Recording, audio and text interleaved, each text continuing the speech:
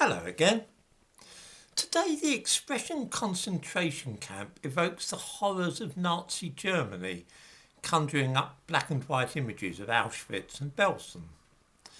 But Germans were neither the first nation to make the use of concentration camps nor the last. The British had been early adopters of these exceedingly useful establishments.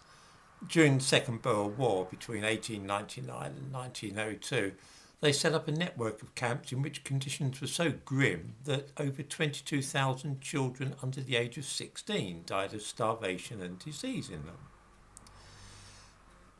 Before going any further, perhaps we should make it clear that when talking of concentration camps, we are not referring to places like Auschwitz or Treblinka. These were extermination camps.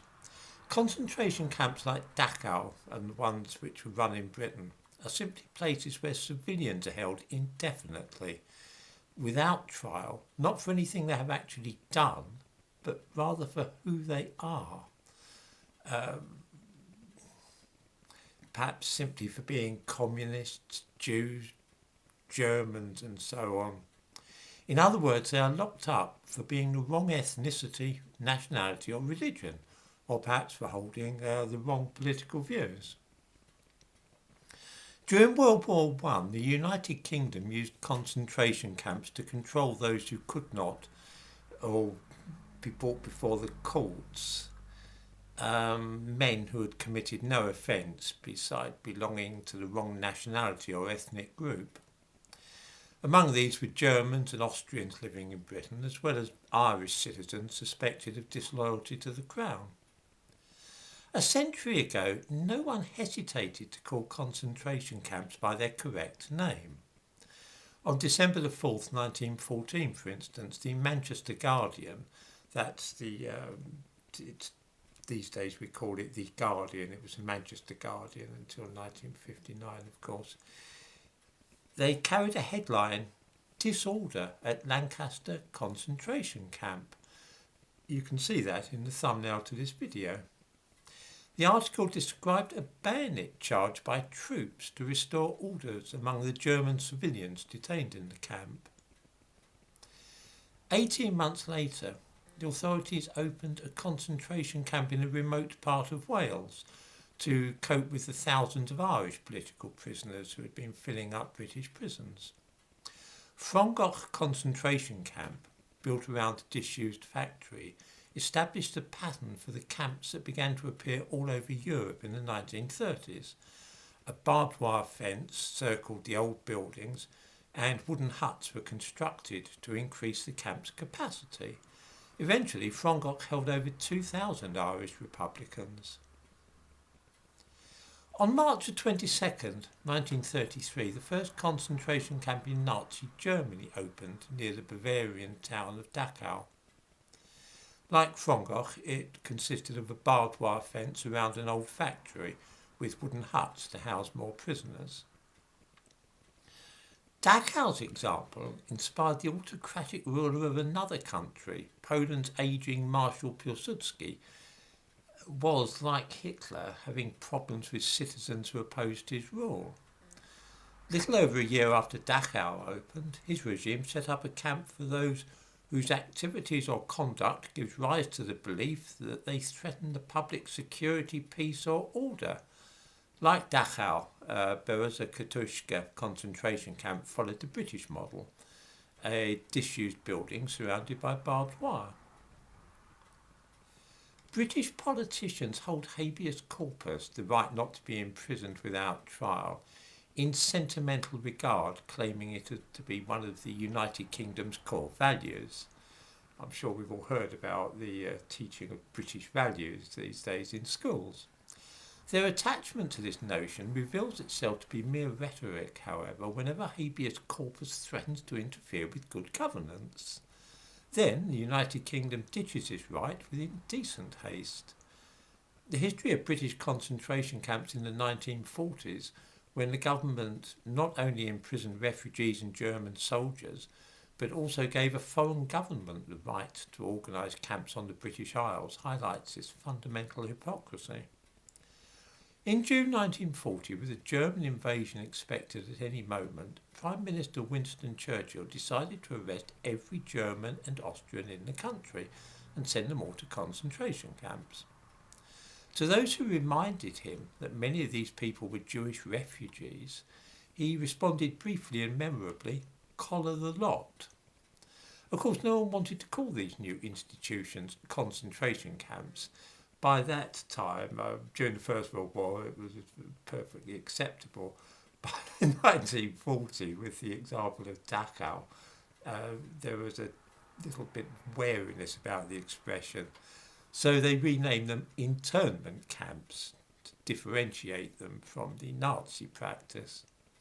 But these camps also held people indefinitely and without trial because of their nationality, ethnicity, religion and or political beliefs.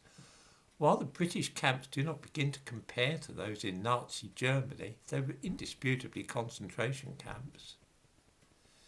Whatever their name, the government built them to keep those the state could not permit to remain at large behind barbed wire. These new camps resembled Frongach, Dachau and Bereza Katushka. The military commandeered rows of houses and built barbed wire fences around them. In addition to German nationals, the vast majority of whom were Jews who had fled their homes to avoid a similar fate, the government arrested and held 1,000 British citizens. These prisoners included a retired admiral and member of parliament, the former General Secretary of the Women's Social and Political Union, otherwise known as the suffragettes, and many other ordinary British people. That same year, the British government allowed another country to build a network of concentration camps in Scotland. After the fall of France in 1940, over 20,000 Polish soldiers were evacuated from the beaches of Dunkirk to Britain. The United Kingdom and Poland agreed that they would be dispatched to Scotland, charged with protecting the east coast there from the German forces who had just invaded Norway. In return, the Polish government in exile, led by General Sikorski, was allowed to conduct their affairs as they saw fit.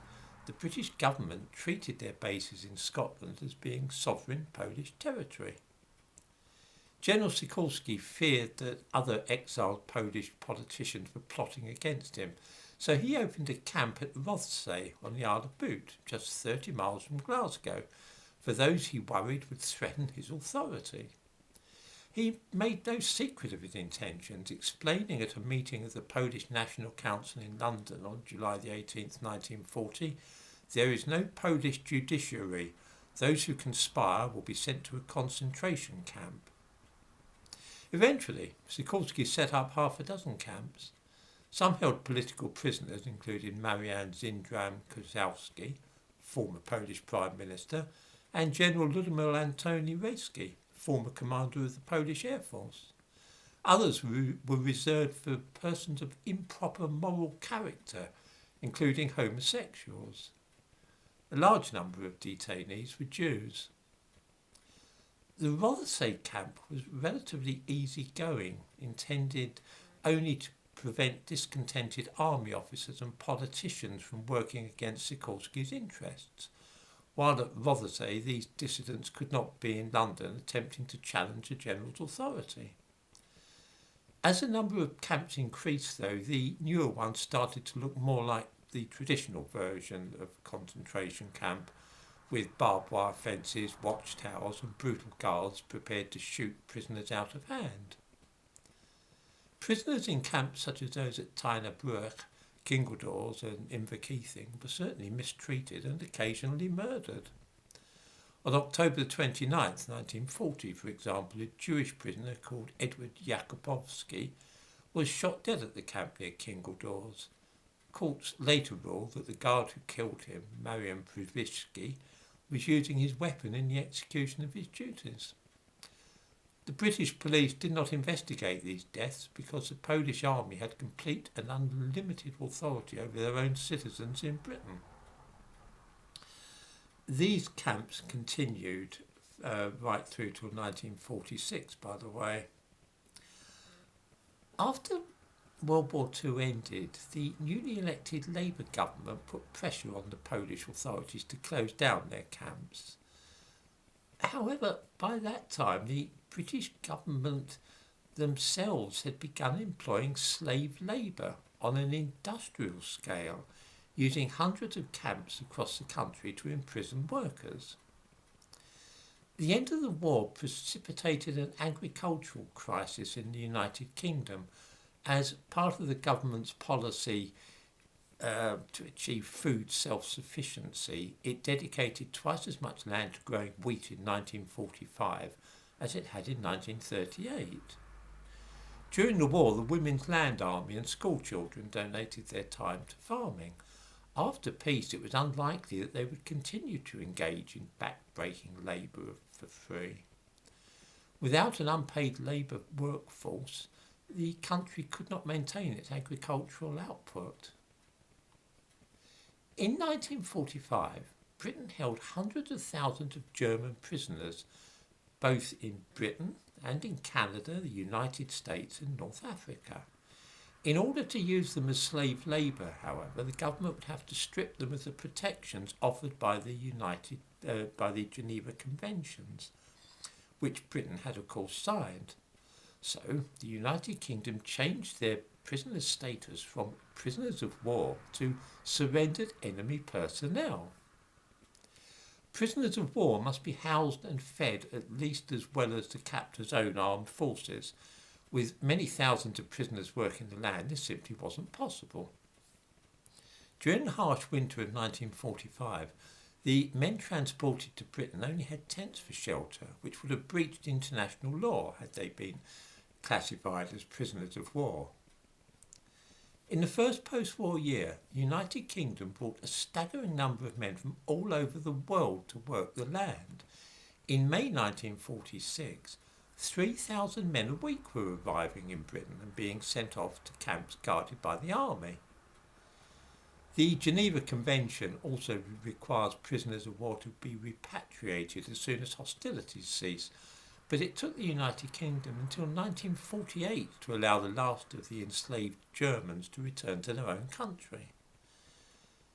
Between 1945 and 1948, of course, the Nuremberg trials prosecuted Nazi officers for crimes against humanity, including compulsory, uncompensated labour. In 1947, the SS officers who had administered the Third Reich's slave system were tried, and a number of the defendants were subsequently hanged for their wartime activities. Judge Robert Thom said, "There is no such thing as benevolent slavery. Involuntary servitude, even tempered by humane treatment, is still slavery." At the time of this judgment, over 300,000 enslaved workers were bringing in the British harvest. In 1971, the British government introduced internment in part of the United Kingdom. This meant that men suspected of holding the wrong political views could be arrested and held without trial indefinitely in newly established camps. These were men not accused of anything, they weren't charged, nor was there any prospect of their being brought before a court. They were rather suspected of holding Republican views. The last man was not released from these concentration camps until 1975. Britain has not used camps of these kinds for many years, but we can be sure they're held in reserve, and that if it was ever felt necessary, they will swiftly reappear.